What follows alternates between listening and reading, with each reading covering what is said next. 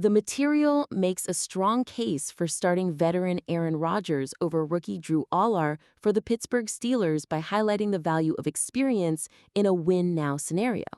Yeah, it establishes a passionate, solid foundational argument.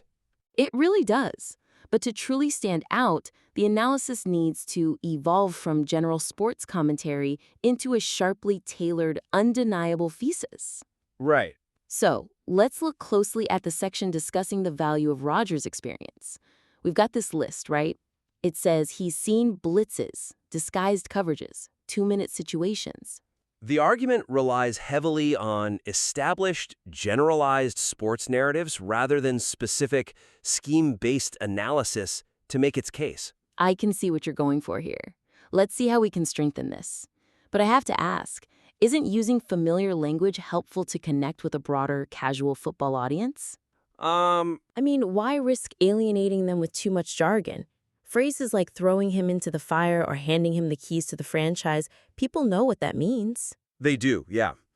But familiarity can be a double-edged sword, you know? How so? Well, it's like serving a steak without seasoning.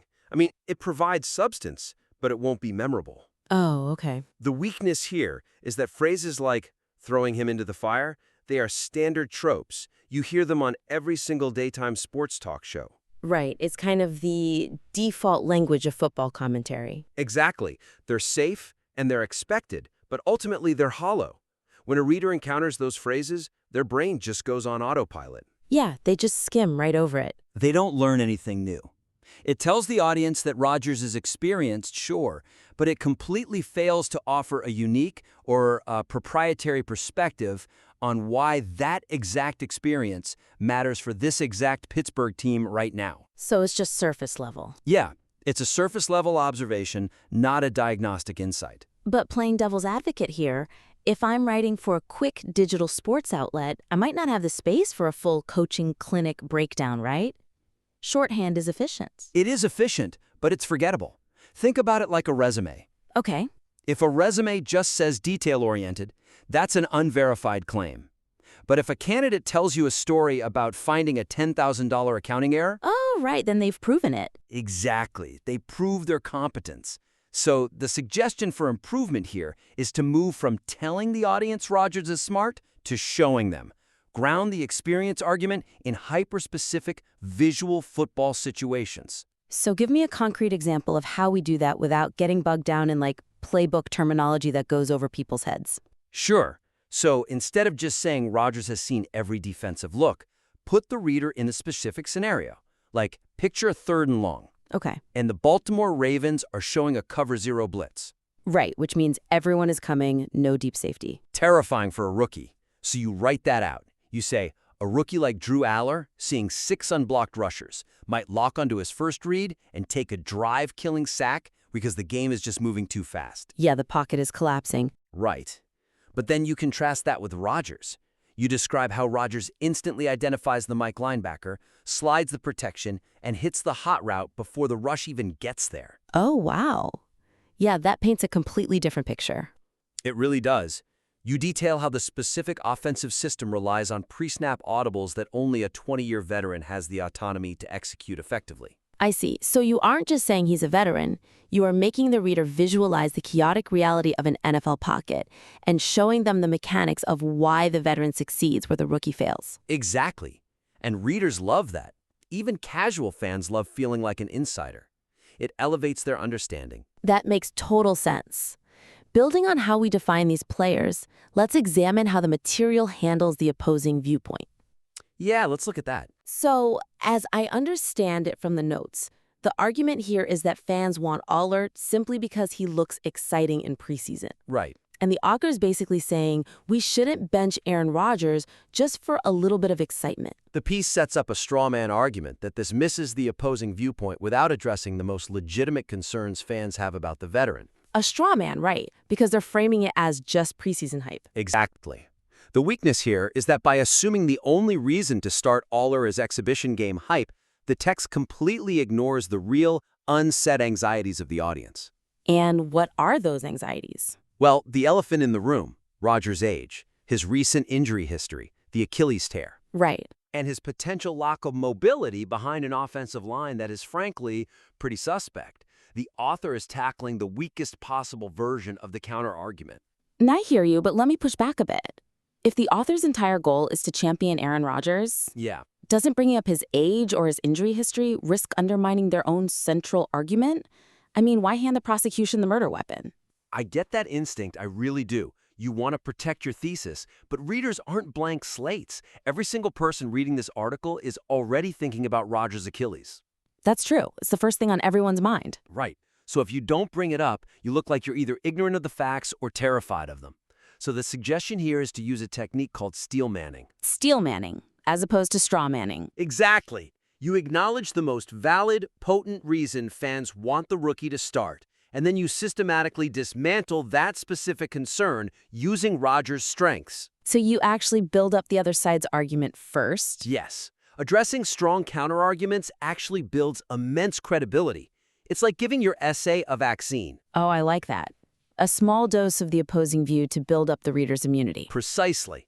So for a concrete example, you have to start with a genuine physical reality. You write, yes, Rodgers is in his 40s and he doesn't have the escapability he once had. Okay, so you concede that. Right.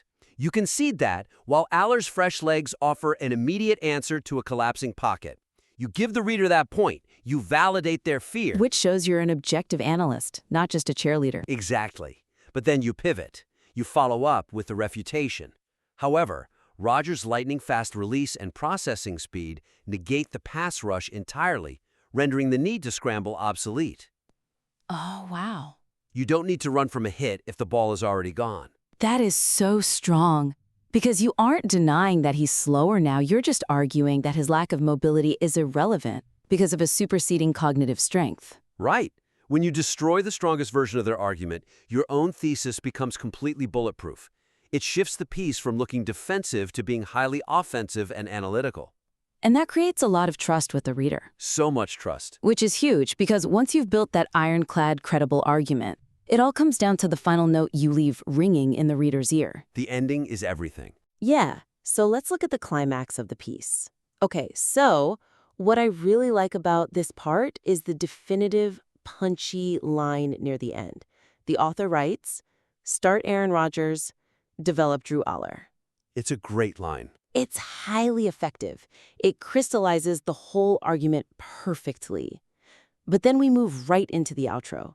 The closing call to action abruptly shifts the tone, diluting the authoritative, analytical voice established throughout the piece. Yeah, because right after that amazing line, it pivots to generic engagement bait. Exactly. The weakness is that transitioning immediately from a definitive, expert football mandate into, drop your answer in the comments, hit that like button, it just shatters the illusion of authority. It's a tonal whiplash. It really is. It makes the writer sound like a content creator begging for algorithm bumps rather than an expert delivering a final verdict. But again, let's think about the reality of the digital landscape. Right. If this is meant for a digital platform or an audio format, aren't calls to action a necessary evil to build an audience? I mean, yeah. Editors demand metrics, so how do they get interaction without asking for it? Engagement is vital, I'm not denying that, but there is a massive difference between pleading for engagement and commanding it. Okay, I'm intrigued. How do you command it? The suggestion for improvement is to integrate the call to action organically into the thesis. Rework the conclusion to leave a lasting analytical impact that provokes discussion naturally. By ending on a question? Yes, but an unanswerable thematic question, not just a housekeeping request. Okay, so a concrete example of how to fix this would be to literally remove the generic hit subscribe language from the immediate narrative climax. Just take it out. Take it completely out of that space. Put it in a graphic or a separate footer if you have to. But for the actual text, end the argument with a provocative, forward-looking question about the franchise's identity. Give me an example of what that sounds like. So instead of saying, "What do you think?" drop a comment, you write something like, "The choice isn't just about who takes the first snap. It's a referendum on Pittsburgh's identity. Oh, I see where this is going. Are they built to chase a Super Bowl today, or are they just hoping to be competitive tomorrow? Let us know where you stand below." Wow. Yeah. That forces the reader to comment organically. Because it elevates the comments section from a suggestion box into a philosophical battleground. You're asking them to define the team's ethos. And they have to defend a worldview rather than just typing a player's name. Exactly. It respects the reader's intelligence while achieving the exact goal of generating comments. And it makes the argument linger. If the last thing I read is hit the like button, the transaction is over. It's dead. Yeah, it's dead. But if the last thing is a challenge about the fundamental identity of the team, I'm thinking about that argument while I'm pouring my coffee the next morning. And that lingering effect is what builds a loyal audience. They return to your work because they respect your voice. Absolutely. Okay, so let's recap the main takeaways here to really elevate this piece. First, elevate the argument by replacing generic sports tropes with highly specific, scheme-based examples of veteran experience. Put us in the pocket for a cover zero blitz. Yes, show, don't tell. Second, build credibility by tackling the strongest counterarguments, like the veteran's age, head-on. Don't dismiss the opposition as mere preseason hype. Use Steel Manning to your advantage. Right, diffuse the bomb before it goes off. Exactly. And third, maintain analytical authority through the very last word. Use a thematic, provocative closing thought rather than generic engagement bait. Make them argue about the team's identity. Those 3 changes alone will take this from a good piece of commentary to a truly definitive expert analysis. We really want to see how these actionable edits transform the work. We absolutely do.